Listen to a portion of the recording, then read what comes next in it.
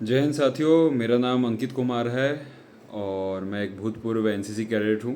सन 2020 में मैंने अपनी एनसीसी सर्टिफिकेट परीक्षा उत्तीर्ण की थी अल्फ़ा ग्रेड से, और 8 एमपी बटालियन ग्वालियर से मैंने अपना एनसीसी और ग्रेजुएशन किया है।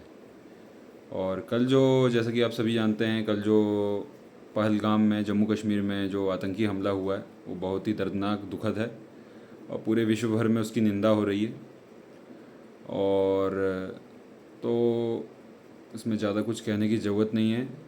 सब समय आ गया है कि इन खटमलों को सीधे तौर पे भारतीय सेना, क्योंकि ये अब आतंक की लड़ाई है ही नहीं, ये आमने सामने की लड़ाई बन चुकी है। 1999 कारगिल वार वाली सिचुएशन आ चुकी है। जिस तरीके से हमारे उसमें जो पहलगाम में जो पर्यटक जो शहीद हुए, मतलब मारे गए हैं, जो 27-28 लोग, उसमें से 3 सेना से जुड़े लोग थे, अधिकारी थे। तो मेरा सरकार से यही कहना है कि अब आमने सामने की लड़ाई करके, जिस तरीके से इजराइल अपने देशवासियों की रक्षा कर रहा है और उनके साथ जो भी घटना हुई अभी तक, उसका मुंहतोड़ जवाब दिया है। उसने अपने देश पे हुए हर एक हमले का बहुत ही बहादुरी से जवाब दिया है। उसी तरीके से भारत को भी करना पड़ेगा, क्योंकि ये खटमल हैं।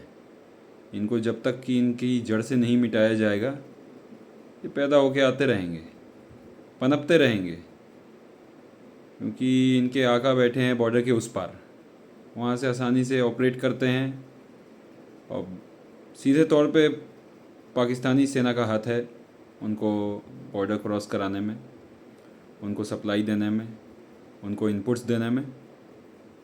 तो सीधे तौर पे आमने सामने की लड़ाई है, ये धर्म की तो लड़ाई है ही नहीं। तो सीधे तौर पे पाकिस्तान हमें टारगेट कर रहा है काफ़ी सालों से, और हम कोई कठोर एक्शन अभी तक नहीं लिया है। तो उड़ी जैसे अटैक जो हमने बदला लिया, सर्जिकल स्ट्राइक करके, या हमने एयर स्ट्राइक किया बालाकोट के बाद, तब भी ये लोग सुधरे नहीं हैं। वक्त यही आ गया है कि अब हम विश्व की वन ऑफ द सबसे बड़ी सेनाओं में से एक हैं, तीसरी सबसे बड़ी सेना में गिने जाते हैं।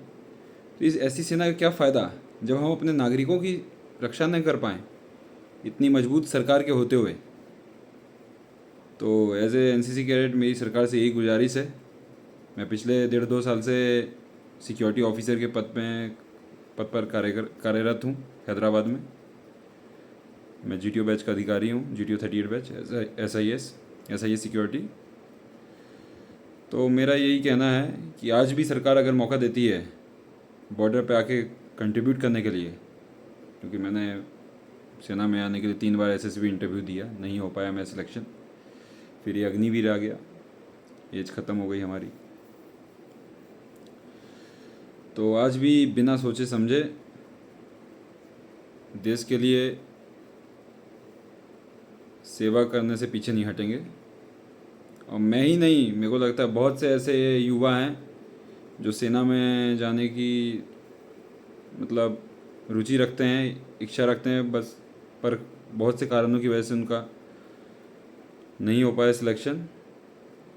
तो यही कहूँगा कि सरकार एक मौका दे और सीधे तौर पे जंग का ऐलान करे, क्योंकि जब तक उनका जड़ से सफाया नहीं होगा इस देश का, इसकी सेना का, तब तक यही चलता रहेगा। और मैं एक कविता प्रस्तुत करना चाहता हूँ आप लोगों को कि शांति वांति छोड़ो, शस्त्रों का समाधान करो, सेना को आदेश थमा, रणचंडी का आह्वान करो। जो उठी है आँख भारत पर, कसम श्री राम की, वो आँख फोड़ दो। लेना पाक इरादे, जो उठे हाथ वो हाथ तोड़ दो। मातृभूमि पर घात लगाए, दुश्मन को ऐसा झटका दो कि उसके जिंदा शीश लाल किले पर लटका दो। भारत माता की जय। जय हिंद, जय भारत। Thank you.